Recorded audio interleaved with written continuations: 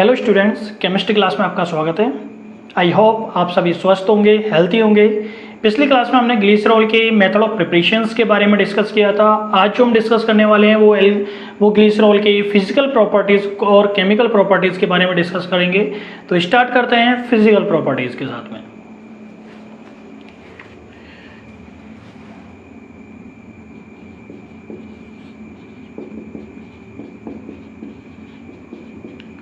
Physical properties of glycerol.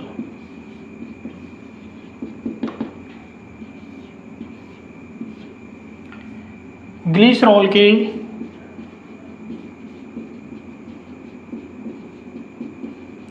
भौतिक गुण।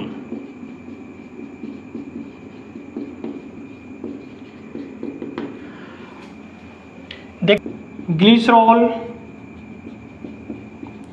एक रंगहीन मीन्स कलरलेस, गंधहीन मीन्स ऑर्डरलेस, मीठे स्वाद वाला मीन्स स्वीट, जलग्राही द्रव होता है, वाटर एब्जॉर्बर होता है। मीठे स्वाद वाला जलग्राही द्रव होता है। इसका गलनांक means melting point 17 degree Celsius तथा क्वथनांक मीन्स बॉइलिंग पॉइंट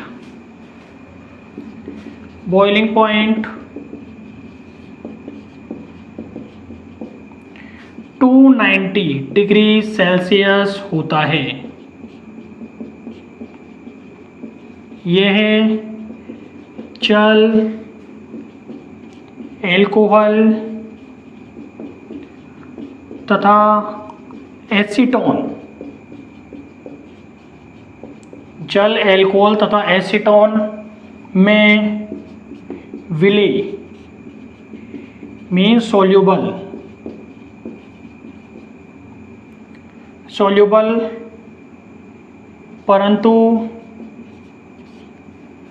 परंतु ईथर तथा क्लोरोफॉर्म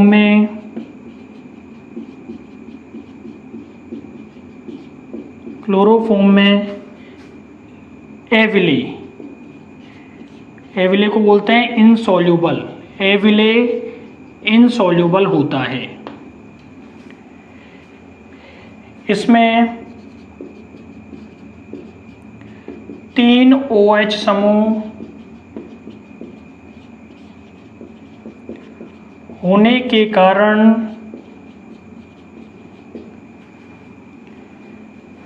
अंतराण्विक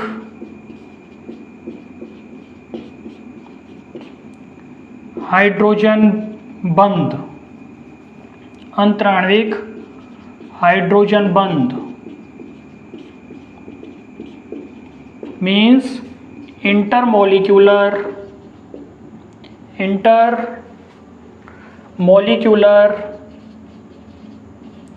हाइड्रोजन बॉन्ड पाया जाता है,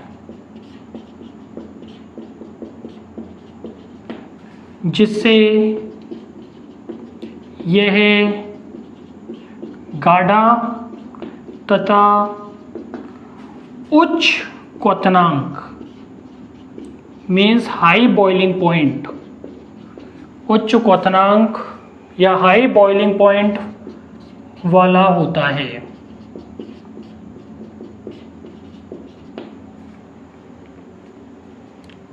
ठंडे होने पर यह पारदर्शक मीन्स ट्रांसपेरेंट हो जाता है। ठीक है ना बच्चों।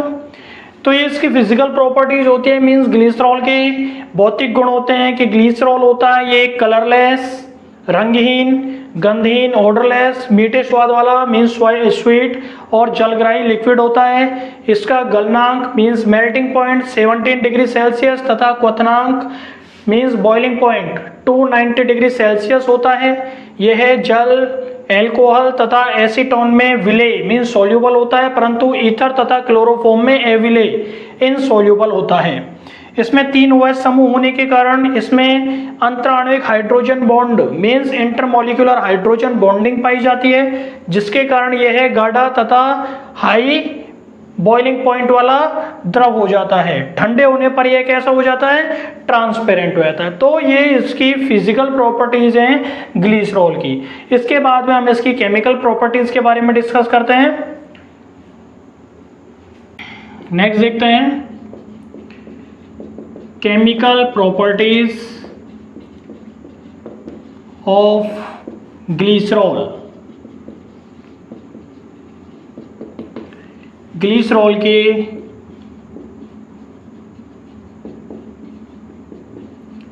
रासायनिक गुण।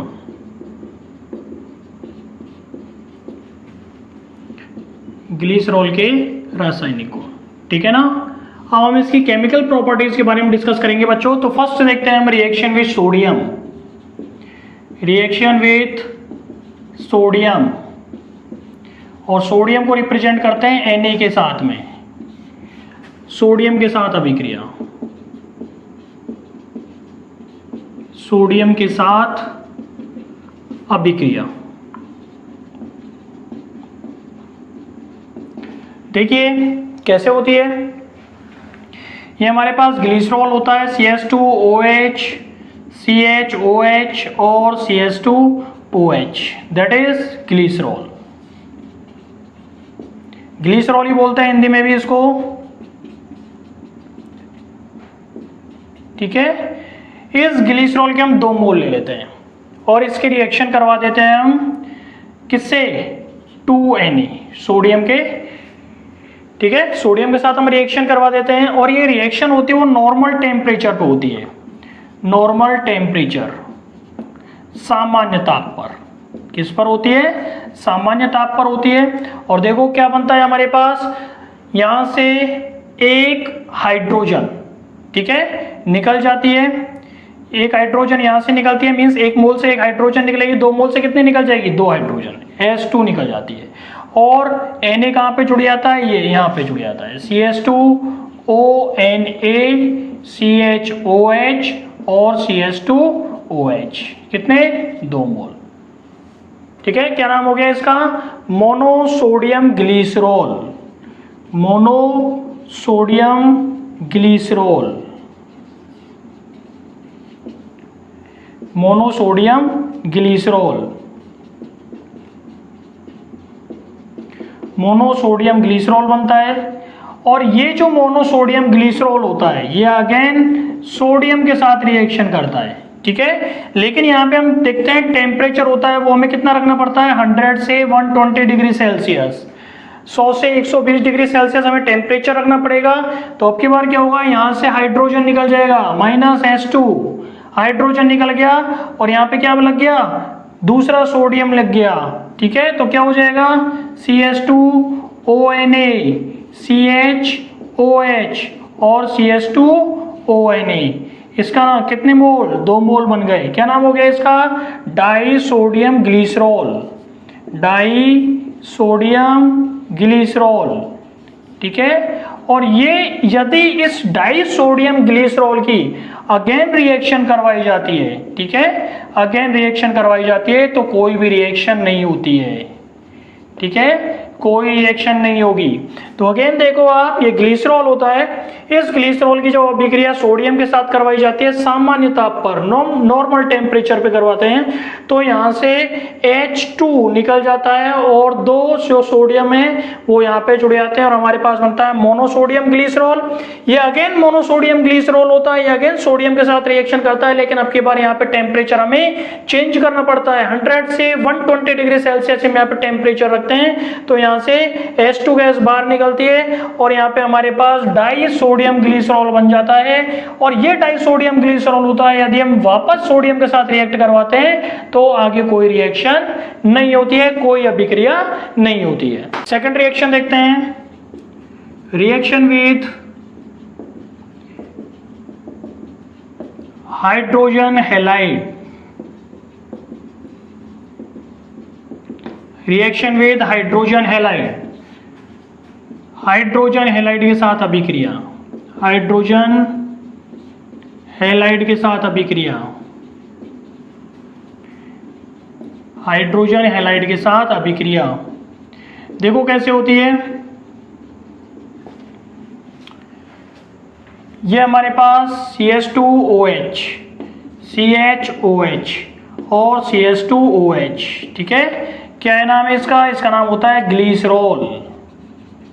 और यदि इस ग्लिसरॉल की रिएक्शन हम करवा देते हैं HCl से, हाइड्रोजन हैलाइड से, ठीक है, और टेम्परेचर रखते हैं यदि 110 डिग्री सेल्सियस, 110 डिग्री सेल्सियस पे यदि हम रिएक्शन करवा देते हैं, किससे? HCl से, हाइड्रोजन हैलाइड से, हाइड्रोजन क्लोराइड से करवा देते हैं। लेकिन ध्यान रखना बच्चों, यहाँ पे हम हाइड्रोजन हैलाइड की क्या लेंगे? लिमिटेड क्वांटिटी, सीमित मात्रा में। कैसे लेंगे?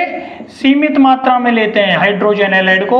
तो देखो क्या होता है, यहां से एक H और OH माइनस H2O बाहर निकल जाता है। क्या निकल जाता है? बाहर निकल जाता है। और Cl होता है वो कहां पहुंच जाता है? यहां पे पहुंच जाता है। CH2, Cl, CH, OH और CH2OH, ठीक है। तो एक तो पहली कंडीशन तो ये हो गई कि हाइड्रोजन होगा वो इस OH के साथ निकल के H2O के रूप में बाहर हो जाएगा, वाटर मॉलिक्यूल के रूप में बाहर हो जाएगा। और हमारे पास क्या बनेगा?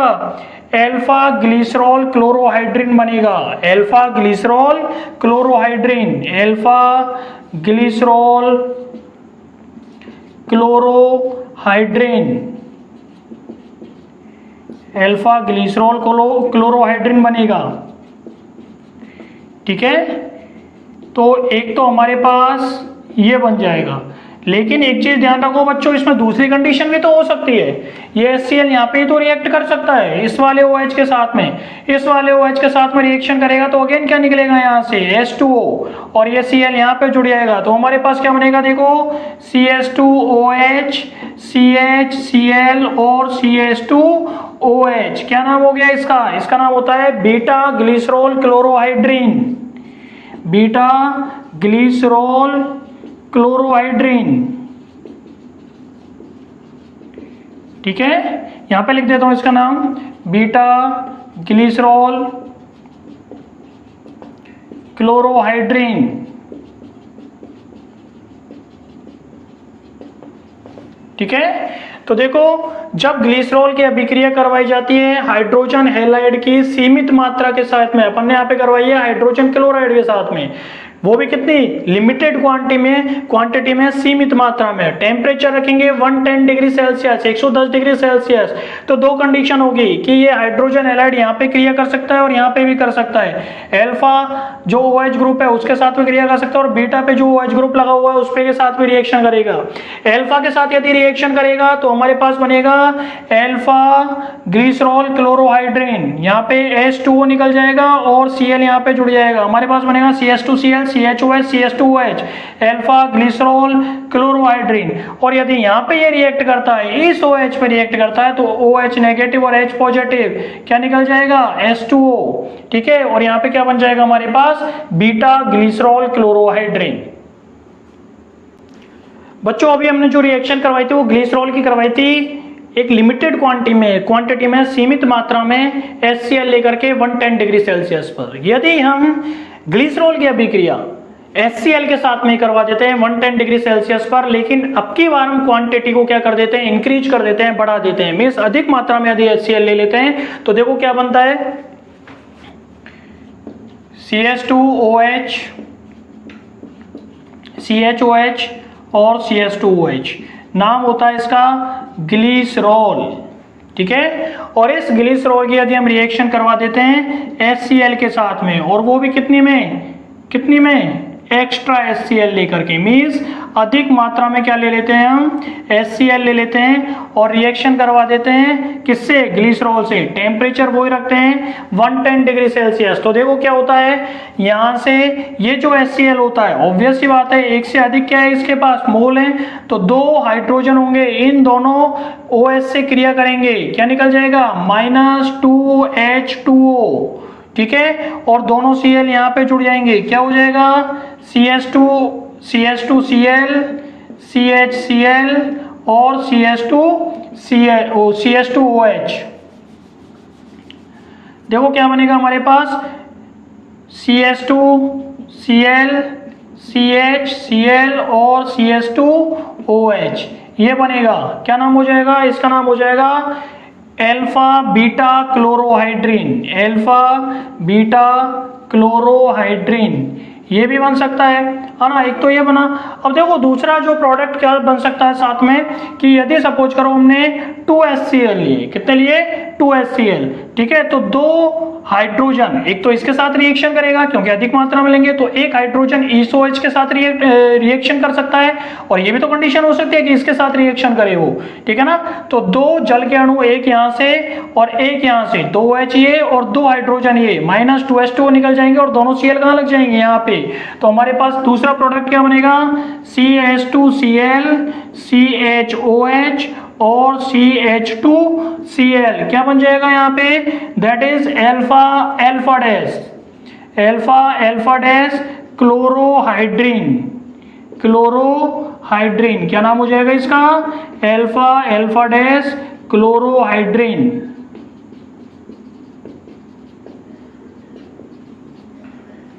और इसका नाम अल्फा बीटा क्लोरोहाइड्रिन,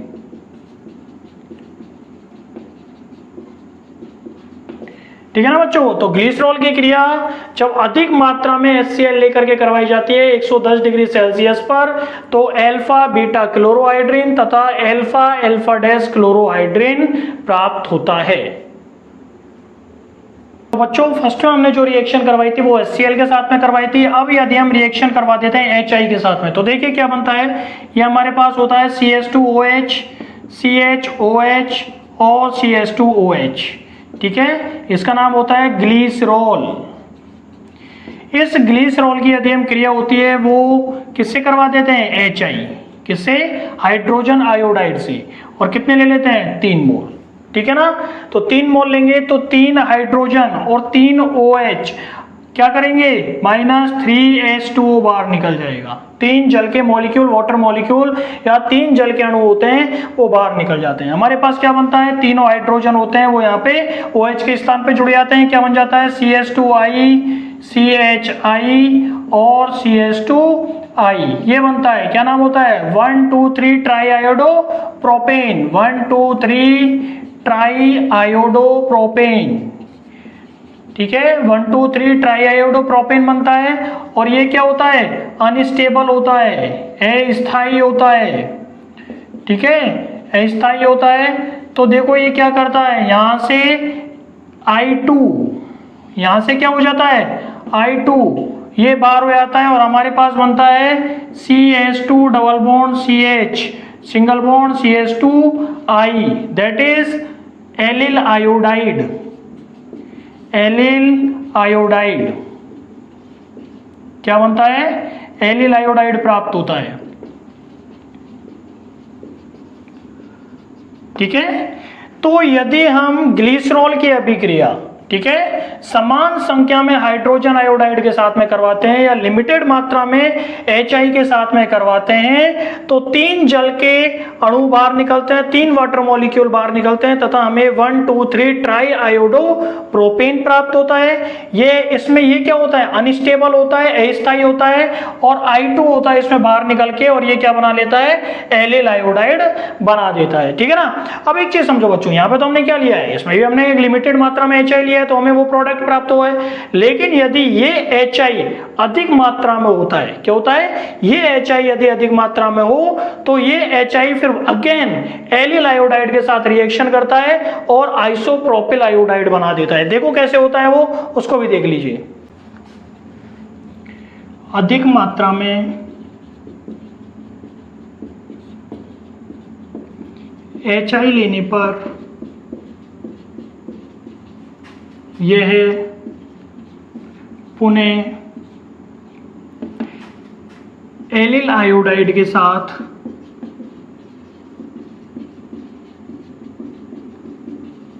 अभिक्रिया करके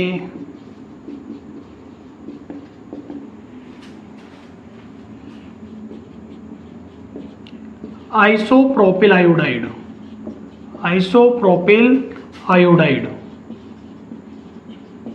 बनाता है। देखिए क्या होता है CH2 double bond CH single bond CH2I, ये हमारे पास होता है एलिल आयोडाइड।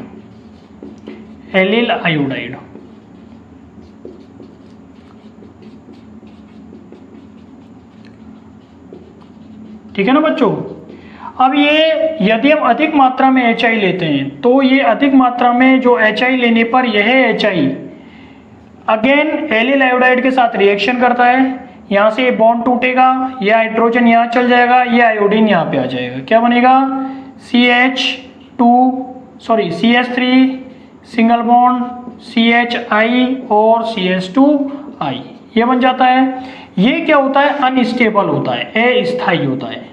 क्या होता है? ये अस्थायी होता है।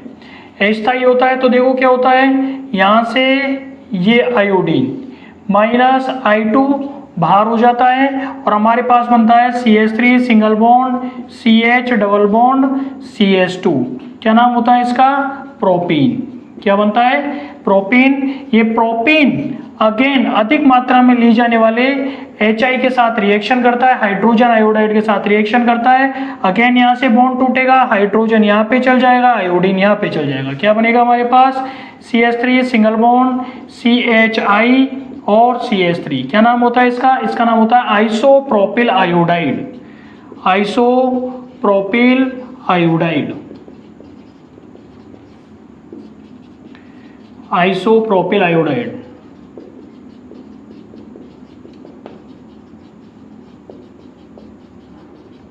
ठीक है ना बच्चों।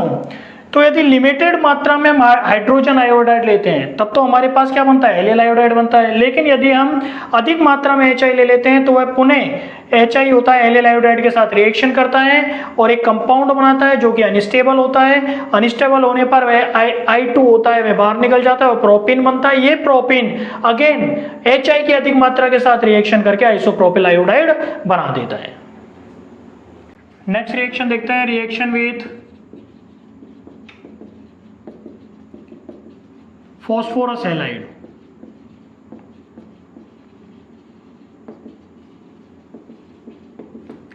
फॉस्फोरस हैलाइड के साथ अभिक्रिया। फॉस्फोरस हैलाइड के साथ अभिक्रिया।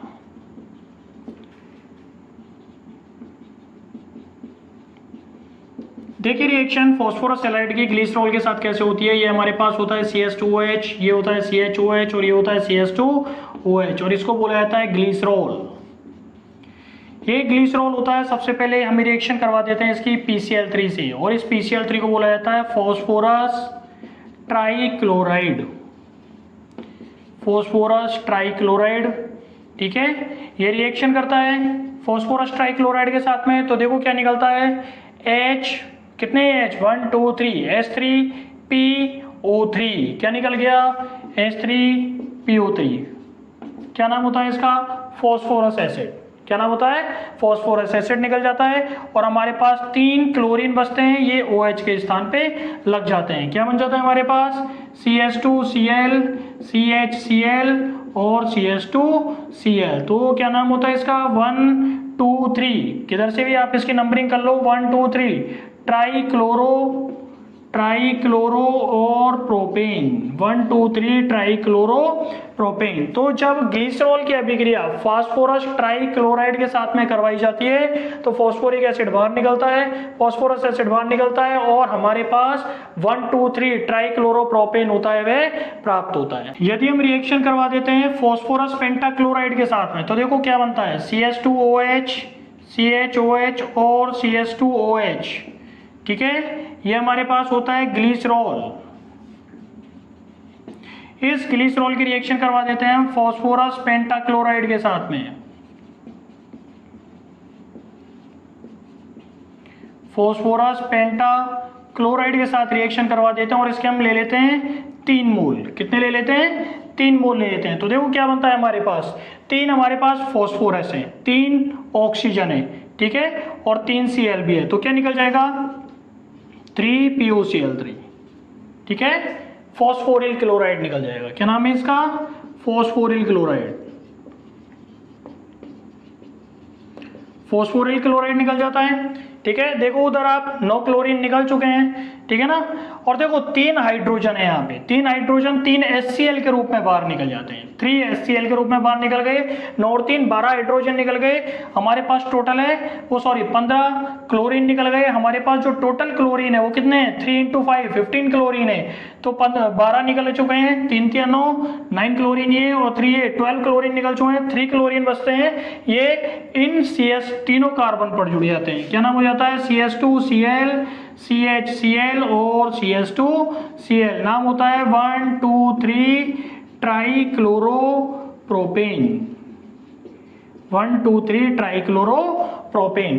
तो जब ग्लिसरॉल की अभिक्रिया फास्फोरस पेंटाक्लोराइड के 3 मोल के साथ करवाई जाती है तो 1 2 3 ट्राइक्लोरोप्रोपेन मेन प्रोडक्ट या मुख्य उत्पाद के रूप में प्राप्त होता है, तथा साथ में फास्फोरिल क्लोराइड और HCl प्राप्त होते हैं। बच्चों पिछली जो हमने 2 रिएक्शंस किए हैं उसमें हमने फास्फोरस ट्राइक्लोराइड और फास्फोरस पेंटाक्लोराइड के साथ रिएक्शन करवाई थी ग्लिसरॉल की। अब हम रिएक्शन करवाते हैं फास्फोरस ट्राइआयोडाइड के साथ और देखते हैं कि रिएक्शन किस प्रकार से संपन्न होती है। ये हमारे पास होता है ग्लिसरॉल। इसकी रिएक्शन यदि हम करवा देते हैं PI3 के साथ, फास्फोरस ट्राइआयोडाइड, फास्फोरस ट्राइआयोडाइड के साथ में, तो देखो क्या बनता है हमारे पास। अगेन वो ही निकल जाएगा 1 2 3 तो हमारे पास हाइड्रोजन है H3PO3। क्या निकल गया? -H3PO3 बाहर निकल जाएगा। और हमारे पास 3 आयोडीन जो बची हुई है ये इन तीनों कार्बन पर जुड़ जाती है। क्या हो जाता है? CS2I, CHI और CS2I। नाम होता है 1 2 3 ट्राइआयोडोप्रोपेन। 1 2 3 ट्राइआयोडोप्रोपेन। और ये क्या होता है? अनस्टेबल प्रोडक्ट होता है, अस्थायी उत्पाद होता है, ठीक है, अनस्टेबल होता है, ये अस्थायी होता है। और अस्थायी होने के कारण यहाँ से क्या निकल जाता है? I2 -I2 बाहर निकल जाता है और हमारे पास बन जाता है CS2I single bond, CH double bond, CS2। इसका नाम क्या होता है? एलिल आयोडाइड, जो हम पिछले रिएक्शन में पढ़ चुके हैं इसका नाम, ठीक है। क्या बनता है हमारे पास? एलिल आयोडाइड बनता है। तो जब ग्लिसरॉल की अभिक्रिया हम फास्फोरस ट्राइआयोडाइड के साथ करवाते हैं तो H3PO3 बाहर निकल जाता है, 1 2 3 ट्राइआयोडोप्रोपेन प्राप्त होता है जो कि एक अनस्टेबल प्रोडक्ट होता है। और अनस्टेबल प्रोडक्ट होने के कारण इसमें से I2 बाहर निकलता है और हमें एलिल आयोडाइड प्राप्त होता है। नेक्स्ट वन केमिकल रिएक्शन देखते हैं, रिएक्शन विथ कंसंट्रेटेड HNO3। सांद्र नाइट्रिक अम्ल के साथ अभिक्रिया। सांद्र नाइट्रिक अम्ल के साथ अभिक्रिया। रिएक्शन देखो कैसे होती है। ये हमारे पास होता है ग्लिसरॉल। क्या नाम होता है इसका? ग्लिसरॉल। और इस ग्लिसरॉल की रिएक्शन करवा देते हैं हम HNO3 से। और वो भी कैसा होता है? कंसंट्रेटेड, हिंदी में बोलते हैं सांद्र। क्या? सांद्र nitric acid. Concentrated nitric acid के साथ रिएक्शन होती है, ठीक है। और ये जो रिएक्शन होती है इसमें 3 मोल लिए आते हैं HNO3 के। कितने मोल लिए आते हैं? 3। और ये रिएक्शन होती है वो प्रेजेंस में होती है कंसंट्रेटेड H2SO4 सांद्र सल्फ्यूरिक अम्ल की उपस्थिति में होती है, टेम्परेचर रखा जाता है 25 डिग्री सेल्सियस। अगेन सुन लीजिए, ग्लिसरॉल की अभिक्रिया करवाई जाती है सांद्र नाइट्रिक अम्ल के साथ में, प्रेजेंस रखी जाएगी, उपस्थिति रखी जाएगी कंसंट्रेटेड या सांद्र सल्फ्यूरिक एसिड H2SO4 की, टेम्परेचर रखा जाएगा 25 डिग्री सेल्सियस। तो देखो क्या होता है हमारे पास, यहाँ पे 1 2 और 3 OH हैं और यहाँ पे 3 हाइड्रोजन है, तो क्या निकल जाएगा प्लस 3H2O, 3 वाटर मॉलिक्यूल या 3 जल के अणु बाहर निकल जाएंगे। क्या बचा हमारे पास 3NO3, कहाँ पे जुड़ जाएंगे इन CH2 पे, क्या जुड़ेगा देखो क्या बचा हमारे पास CH2 CH और CH2 और 3 NO3 बचे, उन्हें मैं ऐसे लगा देता हूँ NO2 ONO2 और ONO2। देखो NO और 2 ये रहे, कितने हो गए O3, तो NO3 आ गए, NO3 और NO3, तीनों NO3 आ गए। इसका नाम होता है ग्लिसरीन ट्राइनाइट्रेट, ग्लिसरीन ट्राइनाइट्रेट, ये इसका नाम होता है ग्लिसरीन ट्राइनाइट्रेट। ठीक है, क्या प्राप्त होता है हमें ग्लिसरीन ट्राइनाइट्रेट प्राप्त होता है, और ये एक प्रकार का क्या होता है एक्सप्लोजिव विस्फोटक पदार्थ होता है। ये क्या होता है विस्फोटक पदार्थ होता है ना। तो ग्लिसरीन, जब ग्लिसरॉल की अभिक्रिया सांद्र नाइट्रिक एसिड या कंसंट्रेटेड नाइट्रिक एसिड के साथ कंसंट्रेटेड H2SO4 की उपस्थिति में 25 डिग्री सेल्सियस टेम्परेचर पर करवाई जाती है तो हमें ग्लिसरीन ट्राइनाइट्रेट प्राप्त होता है, और एक ग्लिसरीन ट्राइनाइट्रेट है दैट इज एक्सप्लोजिव विस्फोटक पदार्थ होता है ये। और हम देखेंगे कि जब ये विस्फोट होता है तो इसमें क्या क्या बाहर निकलता है, देखते हैं।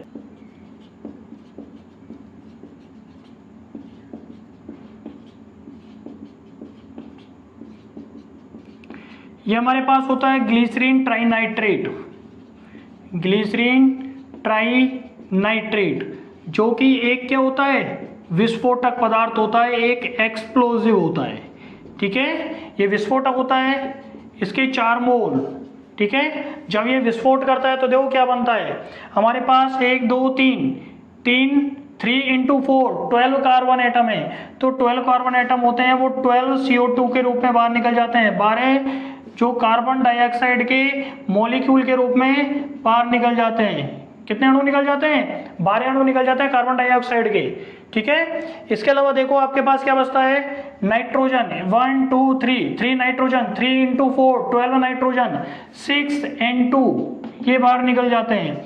ठीक है, हाइड्रोजन देखते हैं तो हाइड्रोजन कितनी है 2 3 और 5 × 4 20 हाइड्रोजन है, 10 H2O के रूप में बाहर निकल जाएगी। ठीक है, और ये H2O निकलते हैं, ये एज ए वेपर निकलते हैं, वाष्प के रूप में निकलते हैं। ठीक है ना, और ऑक्सीजन देखते हैं तो ऑक्सीजन कितनी है हमारे पास देखो 1 और 2 3 और 3 6 9 × 4 36 है। यहाँ पे हम देखेंगे 12 × 2 24 × 10 कितने हो गए 24 + 10 34, कितनी बची O2। ठीक है, तो ग्लिसरीन ट्राइनाइट्रेट का जब एक्सप्लोड होता है, जब विस्फोट होता है तो हमें कार्बन डाइऑक्साइड, नाइट्रोजन, वेपर, जलवाष्प और क्या निकलता है O2 गैस बाहर निकलती है। आज के लेक्चर में बच्चों इतना ही। नेक्स्ट लेक्चर में हम नेक्स्ट केमिकल रिएक्शंस करेंगे जो बची हुई है। तब तक के लिए thank you, thanks a lot.